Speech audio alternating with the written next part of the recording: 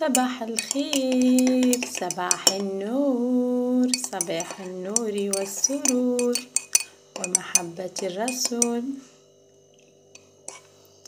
شحالكم؟ لبسنا عليكم، حبيت نصبح عليكم الصباح.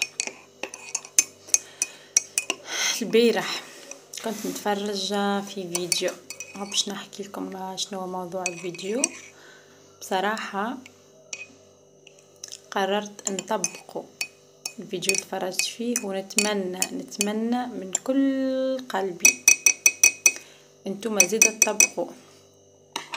صحيح هو معني تحسها صعيبة شوية خاصة من الأول، اما لازم بصراحة لازم نتفرج في فيديو قالك الكيك كيفاش يطيب معناها في الفور، كيفاش يعطينا اللون ذاك الذهبي ولا الدوري ولا يمشي ويغمق اللون متاعو. هو مش السكر، قالك السكر هو اللي يخلي الكيك يولي لونه هكاكا معناها.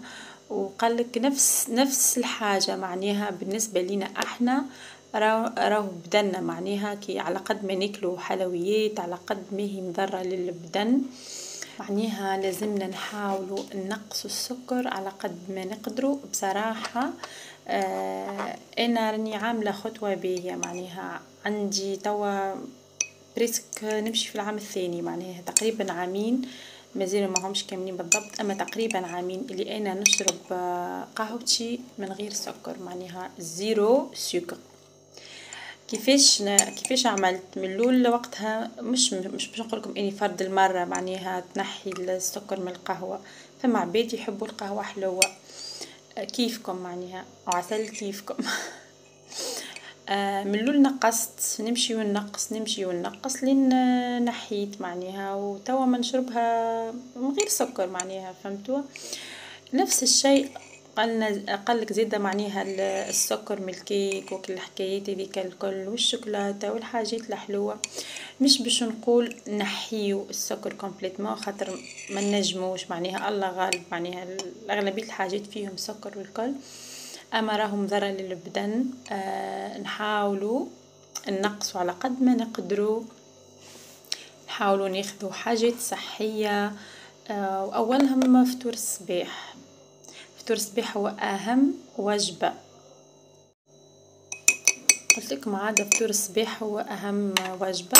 نعرف فما برشا عباد كيفي معناها، فما برشا عباد كيفي وفما برشا عباد اقوى مني مع الاسف معناها في الحلويات مش في حاجه اخرى. فما شكون ما يشرب قهوه الصباح كونش بحاجه حلوه، وانا نجم نستغنى معناها على حاجه حلوه في فطور الصباح، خاطر الاغلبيه وليت ناكل صحي زيادة في فطور الصباح، نحاول معناها ناكل حاجات صحية تكون خير، مثلا ماذا بيا تعودوا رواحكم زاد بالحاجة هذه. ما قلتش راني منحي السكر كومبليتمون في فطور الصباح، اما راني منقصة منه قدر المستطاع، معناها نحاولوا ناخذ معناها الحاجات الطبيعية معناها، فهمتوا؟ يكون خير معناها، وماذا بينا ديما باقي السكر. بالنسبة للعشية راني معناها لازم هذيك الحاجة الحلوة، باش نحاول لو ماكسيموم معناها نحيها الحاجة هذيك، خاطر بالحق مضرة.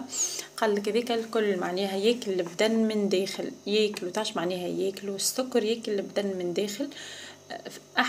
احنا فما بالك صغيراتنا معناها هاك تويكا جاي وقت رجوع مكتب والكل ولمجة، وساعات تبدا الام عامله معناها تلقى صعوبه باش تحضر حاجات لصغارها في الدار، واذا كان حضرت باش تحضر كيك معناها، اذا كان هذه تسمى حضرت معناها لمجة صغارها في الدار وبعدت على ماكلة الشارع والكل، راهي باش تكون حضرت لهم كيك في الدار.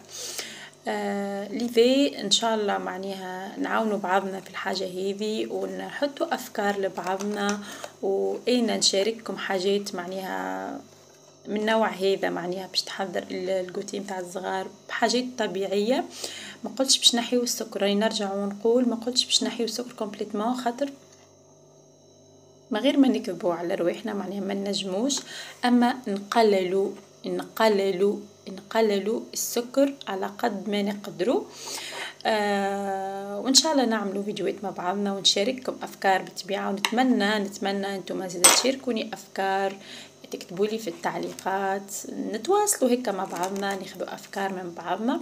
حاسيلو الموضوع هذا يخطر على بالي من كل فيديو تفرجت فيه البارح بالحق، واقتنعت اني راني مقتنعه من قبل اللي السكر ماهوش بي معناها، وزدت اقتنعت اكثر معناها اكثر مضر، بخلاف انه حتى صحيح فما عباد ياكلوا الحلو اما ما يسمنش معناها، اما راهي مضره للبدن معناها ظاهره ولا ماهيش ظاهرت لك معناها معناها المضره هذيك متاكدين منها.